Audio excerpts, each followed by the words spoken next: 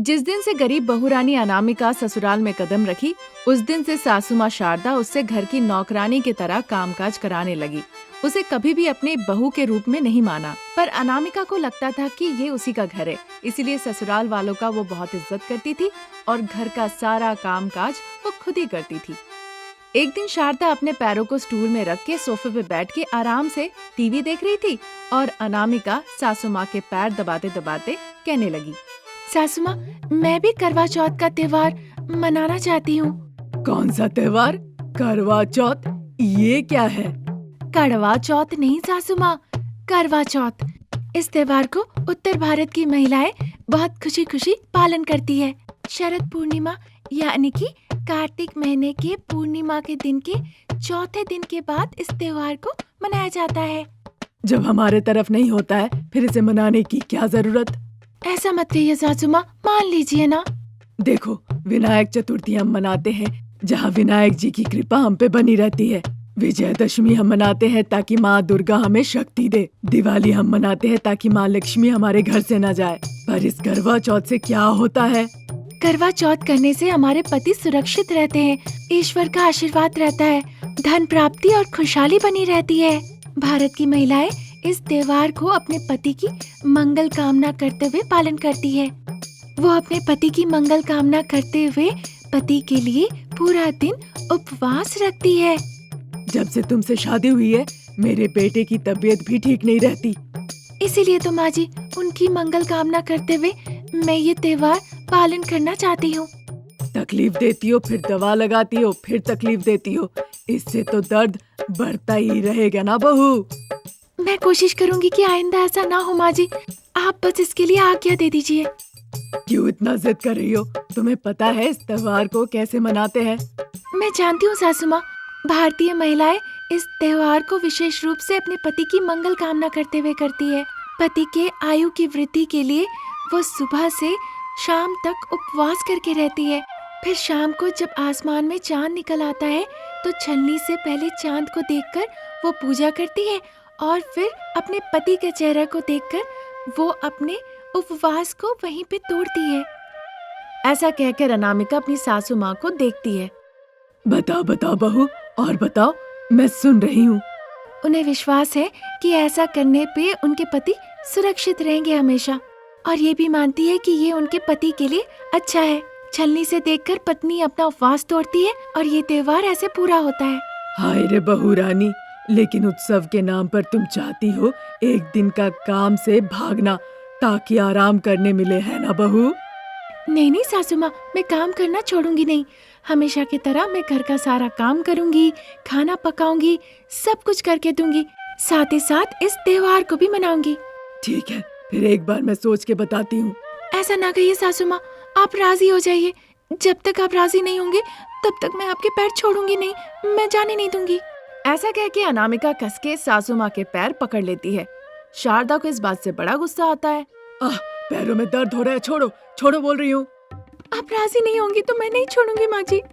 सास बहू के बीच जब बात चली रही थी तभी शारदा के पति प्रसाद वहाँ आ जाते हैं। वो देखते हैं सासू माँ नखरे मार रही है और बहू विनती कर रही है। शारदा, वो विनती कर रही है, मान जाओ। इस तरह से तुम क्यों उससे करवा रही हो? हाँ, मान जाइए माँ जी। नहीं मानूंगी तो क्या गला पकड़ लोगी मेरा? ऐसा मैं क्यों करने का सोचूंगी माँ जी, बेचारे पिताजी अकेले पड़ जाएंगे। चिंता मत करो बहू, सासू माँ ही गला पकड़ने को कह रही है। वैसे भी तुम्हारी सासू माँ इंसान नहीं है, वो तो एक शेरनी है। लेकिन इतना क्यों विनती कर रही हो सासू माँ से? ये सुन के अनामिका सासू माँ के पैर छोड़ के चुपचाप खड़ी हो जाती है। मैं करवा चौथ करना चाहती हूँ पिताजी। वाह बहू, पति की सुरक्षा के लिए ये त्योहार मनाया जाता है ना। करो बहू करो, तुम अपने पति की सुरक्षा चाहती हो। हम भी अपने बेटे बहू को हमेशा खुश देखना चाहते हैं। तुम खुशी से करो बेटा। इस घर की मालकिन मैं हूँ, मेरी मर्जी के अलावा इस घर में कुछ भी नहीं हो सकता। वो ठीक है शारदा, पर बहू करेगी तो हमारा ही बेटा सुरक्षित रहेगा ना। वैसे मुझे इस त्योहार में कुछ भी अच्छा नहीं लगा, पर क्योंकि मेरा बेटा खुश रहे, मुस्कुराते रहे, बस इसलिए मान रही हूँ। शारदा की ये बात सुन के अनामिका बहुत खुश हो जाती है और खुशी के मारे सासू माँ के पैर छू के वो प्रणाम करती है। भक्ति में जैसे कमी नहीं है, वैसे घर के काम काज में कमी रहना नहीं चाहिए। मैं सब संभालूंगी सासू माँ, आप बस 25,000 रुपए का बंदोबस्त करके रखिए। 25,000 रुपए? ये सुन के शारदा का मुंह खुला का खुला रह जाता है। हाँ शारदा, इससे भी ज्यादा खर्च होते हैं।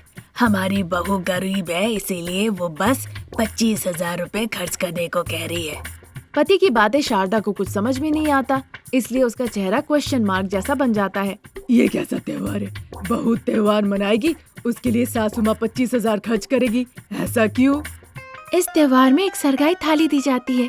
वो सरगाई थाली सासू माँ अपनी बहू को स्नेह के प्रतीक और वंशानुगत रूप में देती है। इस सरगाई थाली में नए वस्त्र, आभूषण, भोजन, फल, मिठाई, 16 श्रृंगार, इस तरह के 16 अलग अलग तरह के वैरायटी के साथ श्रृंगार की चीजें दी जाती है। विवाहित महिला को जो जो चीज चाहिए वो सब इस थाली में दी जाती है और ये थाली सास अपनी बहू को देती है। फिर तो इसकी कीमत 25,000 होगी, मैं दूंगी। बेटे से ज्यादा बड़ा कुछ नहीं, जाओ तुम तैयारी करो। उन्होंने इस तरह कहा। अनामिका फिर वहाँ से चली जाती है। 2 दिनों के बाद तीसरा दिन करवा चौथ था। अनामिका सुबह जल्दी जल्दी उठ गई, फिर घर का सारा काम की, साफ सफाई की, घर के बाहर रंगोली दी, फिर नहा के नए कपड़े पहनी। सूरज उगने से पहले उस उपवास को करना शुरू किया जाता है। ये उपवास बहुत ही कठिन होता है। पति की सुरक्षा कामना करते हुए वो एक बूंद पानी तक उपवास के दौरान नहीं पी सकती। उपवास में सारा काम की। शाम को जब चांद निकला, अनामिका अपने पति को देखी और फिर पति ने पानी पिला के उसका उपवास तोड़ा। अनामिका की सासू माँ शारदा आके उसके हाथ सरगाई थाली दी। अनामिका नवविवाहित के तरह तैयार होकर बाहर निकल के आई थी। वो अपने पति के साथ चांद की पूजा करती है, फिर छलनी से चांद को देखते हुए अपने पति को देखती है। रमेश को इस तरह देखकर अनामिका मुस्कुराती है। फिर अनामिका अपने पति का आशीर्वाद लेती है और इस तरह गरीब बहुरानी अनामिका अपना करवा चौथ का ये त्योहार बहुत अच्छे से पालन करती है। मध्य रात्रि का समय था। बाहर बहुत बारिश हो रही थी, ठंडी हवाएं चल रही थी। बाहर समतल जगह पे बिस्तर लगा के 80 साल की शारदा लेटी थी, जो ठंड बर्दाश्त नहीं कर पा रही थी और कंबल काम नहीं कर रहा था। हे ईश्वर, आप मेरी ऐसी परीक्षा क्यों ले रहे हैं? आपको मेरे ऊपर कृपा करनी चाहिए। ये ठीक नहीं है ऐसे बुजुर्ग इंसान को तकलीफ देना। इस तरह से हाथ जोड़ के शारदा तिरुपति वेंकटेश्वर स्वामी के सामने विनती करती है। तभी बेटा रमेश अपने घर से बाहर निकल आता है और जहाँ माँ लेटी हुई थी उसके पास जाकर वहाँ माँ की हालत देखकर उसका दिमाग खराब हो जाता है। अरे माँ, तुम बारिश में ऐसे क्यों भीग रही हो? मुझे बुलाना चाहिए था ना। मुझे लगा अगर मैं तुम्हें बुलाऊंगी तो तुम्हारे बगल में तुम्हारी पत्नी अनामिका है। अगर मैं तुम्हें बुलाई तो वो तुम्हें नहीं भेज के बाहर आके 2 थप्पड़ लगाएगी और यहाँ से मुझे भगा देगी। कौन ये सब सहेगा? बेहतर होगा बारिश में भीग के मैं यहीं पे अपनी जान दे दूं। तुम्हें भी चिंता करने की जरूरत नहीं और बहू अनामिका का तो मौज ही मौज है। जब वो ऐसा रोते रोते कह ही रही थी, तभी बहू अनामिका बाहर निकल आती है। वो बहुत गुस्से में थी। मुझे पता था आप यहीं पे होंगे। वहाँ पत्नी सर दर्द से मरी जा रही है। क्या 1 कप चाय लाके उसे दे दे? वो नहीं, यहाँ ये बुढ़िया जो आज नहीं तो कल मरेगी, उसी से बातें किए जा रहे हैं। वो बात नहीं है अनामिका, मैं किचन में गया था तुम्हारे लिए चाय बनाने। वहाँ पे माँ की रोने की आवाज सुनाई दी। मैं बाहर आया तो देखा माँ बारिश में भीग ही रही है। पता नहीं ये मरने वाला इंसान मर क्यों नहीं रही है और मुझे भी शांति से अपने पति के साथ घर बसाने नहीं दे रही है।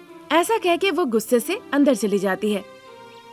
बारिश ना आए इसलिए रमेश जाके एक कवर ले आता है और उस चारों तरफ वो बांधने की कोशिश करता है ताकि बारिश का पानी माँ के ऊपर आके ना गिरे, जिससे ठंड थोड़ी कम हो जाती है। फिर रमेश एक कंबल लाके माँ को अच्छे से लपेट देता है। बाद में किचन में जाके वो माँ के लिए गर्मा गर्म चाय बना के ले आता है। शारदा को राहत मिलती है। रमेश अपनी माँ के पैरों पे गिर जाता है। माँ, तुम अभी भी सहन कर रही हो? अपनी बहू से इतनी गालियाँ सुनने के बाद भी तुम यहाँ क्यों रहना चाहती हो?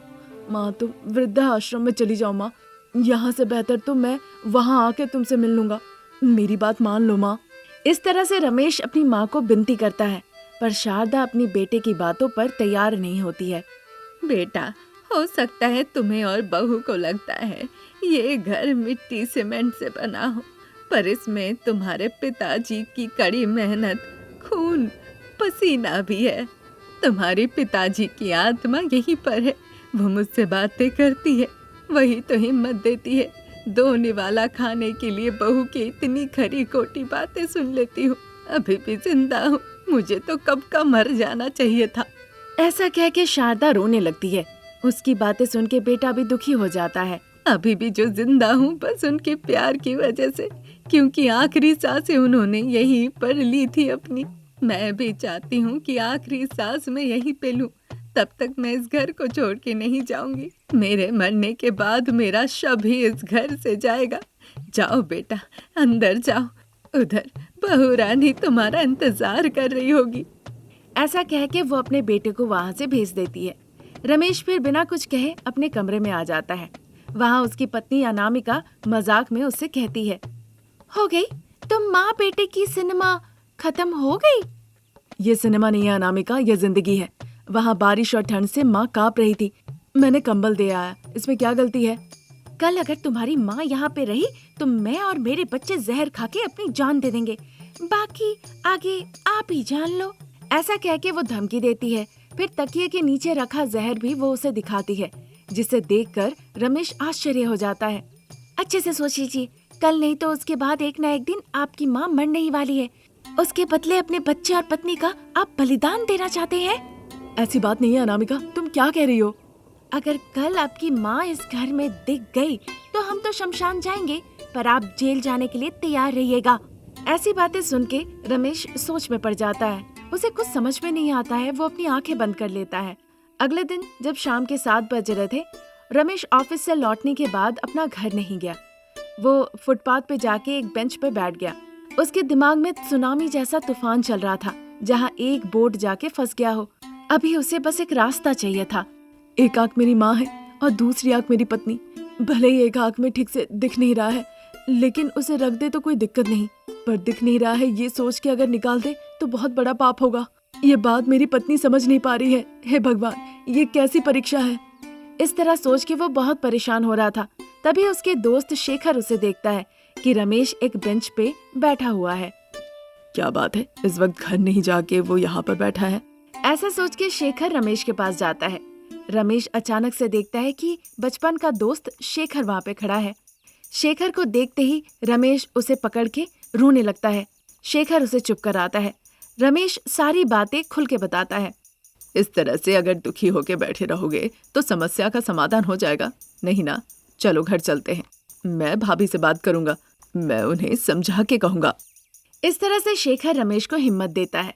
फिर दोनों रमेश के घर जाते हैं। अनामिका उन दोनों के लिए गर्मा गर्म चाय ले आती है। तभी उन दोनों के बीच घुस के अनामिका कहने लगती है, अभी आपने कहा ना आपको जो चाहिए भाभी कहिए, तो क्या आप अपनी माँ को सड़क पे जाके नहीं छोड़ा सकते? ये सुन के शेखर चाय पीते पीते सड़क जाता है। रमेश भी आश्चर्य हो जाता है। फिर अपने आप को संभालते हुए कहता है, अरे बेवकूफ, पहले तुम मेरे घर से निकलो तो। ऐसा कह के रमेश शेखर को घर से बाहर निकाल देता है। शेखर भी बिना कुछ कहे चुपचाप चला जाता है। उसके बाद से ही अपनी माँ की वजह से रमेश और अनामिका में बहुत जोरों की लड़ाई शुरू हो जाती है। गुस्से में आके अनामिका जाके वो जहर खा लेती है। शारदा को पता चलता है कि इन दोनों के बीच की लड़ाई उसकी वजह से है और उसी वजह से अनामिका ने जहर खा लिया है। जल्दी से अनामिका को अस्पताल में ले जाया जाता है। फिर उसके शरीर से विष निकाला जाता है। मध्य रात्रि में ऑटो लेके रमेश घर आता है। वहाँ पे उसकी माँ सो रही थी, उसे वो ऑटो में बैठाता है। बेटा रमेश, एक बार मुझे घर देखने दो। ऐसा लग रहा है तुम्हारे पिताजी को छोड़ के जा रही हूँ। आप धोखेबाज थे कि मुझे छोड़ के पहले चले गए और मुझे इस परिस्थिति में अकेले छोड़ गए। बेटा बहू, उनके बच्चे के लिए मैं सड़क पे आ गई। आप भी वहाँ आइए, मैं आपका इंतजार कर रही हूँ। ऐसा कह के वो रोने लगती है। रमेश अपनी माँ को पकड़ के वो भी रोने लगता है। शारदा उसे समझाती है। वो अपनी माँ को ऑटो में बैठाता है। फिर वृद्धा आश्रम में जाके उसे वहाँ रख देता है। शारदा बहुत दुखी होकर कहती है, बेटा कभी कभी तुम यहाँ मिलने आओगे ना मुझसे। उसकी बातें सुन के रमेश खुद को रोक नहीं पाया। आखिरकार वो अपनी माँ के दोनों गालों में चूमता है। वहाँ से ऑटो लेके वो अस्पताल जाता है। अस्पताल में अनामिका अपनी आंखें खोल के देखती है। जब पता चलता है कि घर में अब सासू माँ नहीं है, अनामिका बहुत खुश होती है।